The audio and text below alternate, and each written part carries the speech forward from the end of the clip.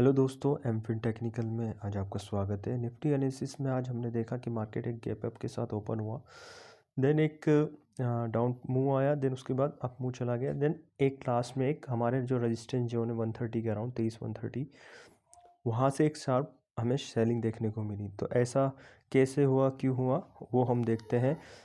तो Nifty analysis में हमने जो एनालिसिस किया था कि मार्केट में एक कॉल राइटिंग हमें देखने को मिली थी, कैश सेगमेंट हमारा नेगेटिव था और स्पेक्युलेटिव बाइंग पोजीशन बनी थी पुट साइड में।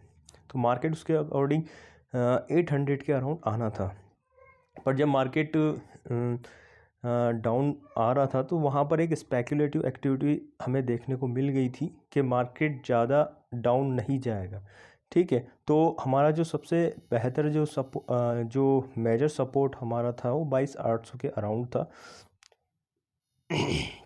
मार्केट ने उसको टेस्ट किया, देन मार्केट में जो स्पेक्युलेटिव बाइंग थी तो मार्केट उसके अकॉर्डिंग एक गैप अप के साथ ओपन हुआ। देन मार्केट जो हमारी शॉर्ट पोजीशन बनी हुई थी, जो ऑप्शंस पे कैरी कर रहे थे, तो मार्केट जब नीचे डाउन उसको अनवाइंड करने के लिए मार्केट डाउन आया, देन वहाँ पर एक्सचेंज ऑफ हैंड हुआ और वहाँ पर हमें एक पुट राइटिंग देखने को मिली 22,900 के अराउंड।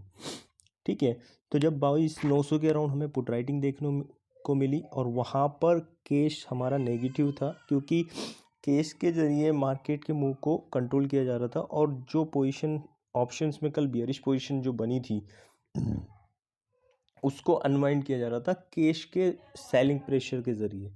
ठीक है, देन उसके बाद एक अपमूव हमें देखने को मिला जहाँ पर इंडेक्स फ्यूचर में शॉर्ट कवरिंग भी देखने को मिली।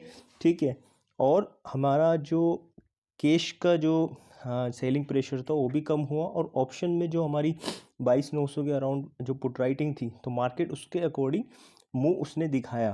ठीक है, तो मार्केट का जो हमारा जो रेजिस्टेंस बना हुआ था वो 22,900 के अराउंड था और जो मेजर हमारा जो रेजिस्टेंस था वो 23,130 के अराउंड था। ठीक है, तो मार्केट ने उसको टेस्ट किया, देन उसके बाद एक हमें शार्प सेलिंग देखने को मिली। तो उसका जो रीज़न था वो इंडेक्स फ्यूचर में डीआईज और जो रिटेल जो बड़े क्लाइंट थे उन्होंने अपनी लॉन्ग पोजीशंस को यहाँ पर अनवाइंड किया, जिसके कारण हमें ये डाउन मूव शार्प देखने को मिला। ठीक है, अब हम बात कर लेते हैं कि हमारी डेरिवेटिव्स में कौन सी पोजीशंस को कैरी फॉरवर्ड किया।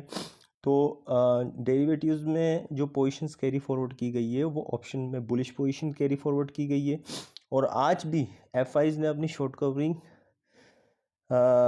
दिखाई है। आज भी फ्यूचर्स में शॉर्ट कवरिंग को की गई है और डीआईज ने अपनी लॉन्ग साइड में और शॉर्ट साइड में दोनों साइड पोजीशंस को क्लोज किया है।